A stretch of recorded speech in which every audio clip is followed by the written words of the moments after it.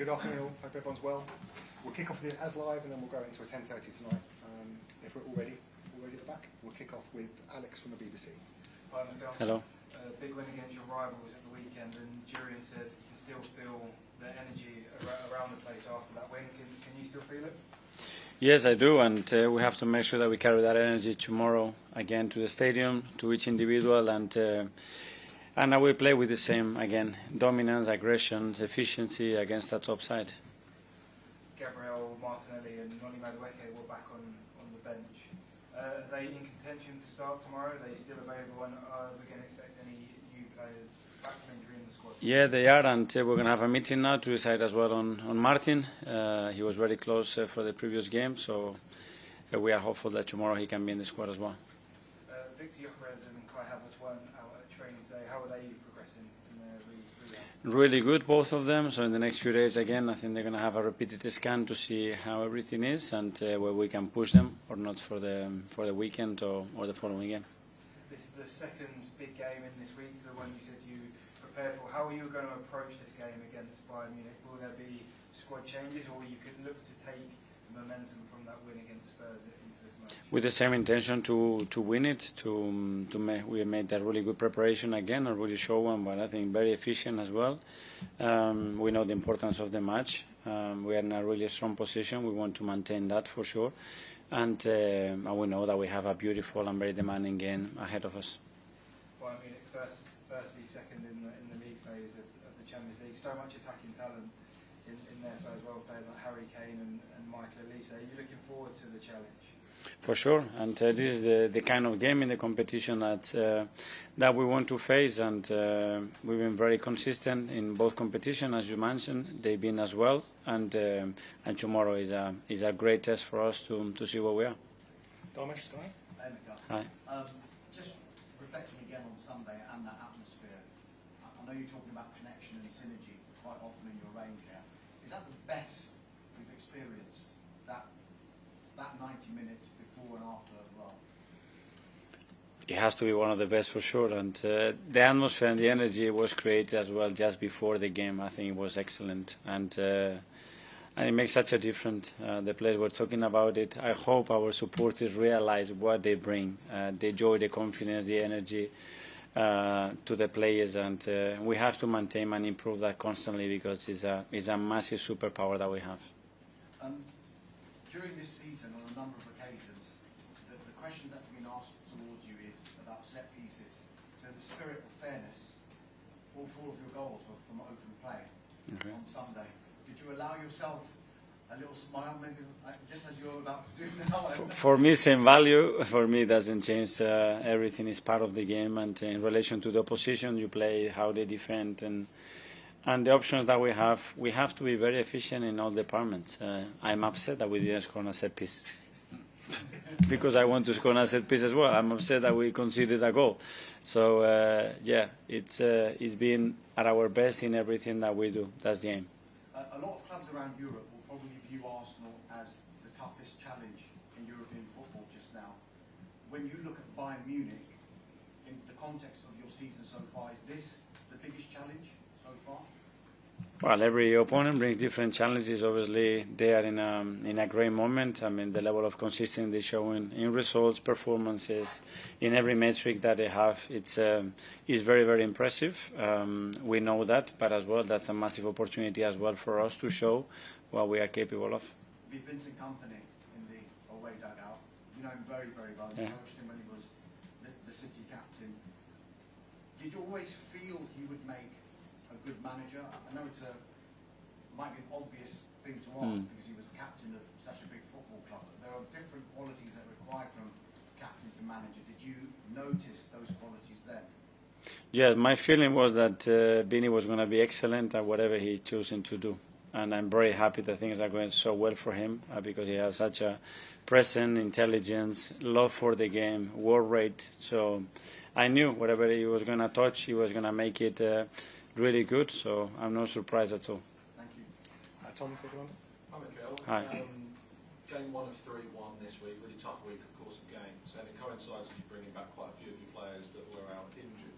Can you just talk about the extra challenge when you're reintegrating players in a week where the challenge is is so high. Yeah. The level is so high. Especially because they've been out for a long period of time, 6, 7, 8 weeks, and that's quite a long time. But to be fair, when I see them training today as well and how willing they are, all of them, to play a part, to start ideally if they can, it's great. So they seem to be in a good place. We have to manage that because we have a very demanding week and opponents. But the other day we managed to bring none in, which is great to see, and the rest are ready. What is that challenge like when players are so keen to come back from injury and there's that real energy that they want to get back onto that pitch, and how do you kind of temper and calm them to say, you know, we know what's right for you and we need to introduce you in the right way? Well, we have to look at the individuals, obviously, and make sure that they are ready if it's to start a game like this. And the second one as well, for how long they can play. We need to be very mindful as well how many of those players we put on the pitch, because most of them, they're not going to be able to finish 90 minutes. So we need to be conscious about the subs that we need to use, how we're going to use it, the windows that we have, in order to be very efficient with our decision making throughout the game. And we will plan in regards to that. Simon, Evening Standard. Mikel, you're going to have some big selection decisions now when you get these players back. For example, being obviously Everett literally just scored a hat-trick in the position that Martin normally plays. How do you sort of see that battle, and is it something that you enjoy when you're going to have a decision between two players like that competing for the same position? I do, because the priority is for the team to be as efficient as possible and to win football matches as a priority number one. And then we're going to have to deal with those situations. Players are going to have to merit to play, and the higher the standards each individual puts in, the higher the level of the team is going to be. So we're going to have to live with that in a really positive way, because it's something extraordinary for the team. Is that the sort of message that you want from literally Raya in goal to whoever plays up front?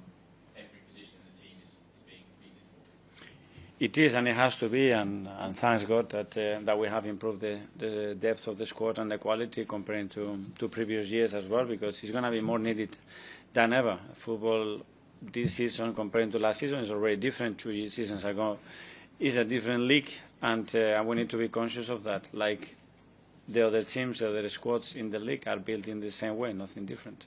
Harry, BBC Radio. Hi, Mikel. Can I just ask you about Gabriel Heinze? Obviously, he's joined your staff, and from the outside looking in, he looks extremely passionate. Looks like he's got great energy. What would you say, from a technical aspect, he's brought to your coaching staff that I'm not saying you didn't have before, but what about his specific qualities?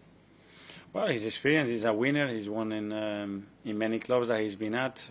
He had a very different education as well. Obviously, we know each other for 23 years. I'm very close of that. That brings something extra. But that level of passion, Gabi probably shows us in a way, but Albert shows in a different way, or Molly, or Nico, or Iñaki, and everybody that is around. So it's great, because at the end, what I'm really happy is that we complement each other really well, and everybody brings a different insight, different character, different personality to the table, and that makes us a much better team. It makes me a much better coach as well, which is the intention, to have the best resources to give to the players.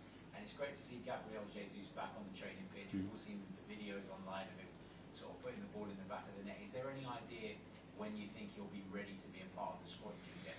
Yeah.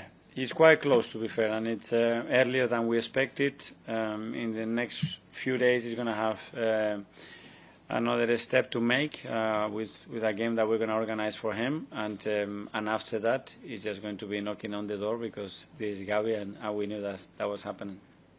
Daniel, Benches.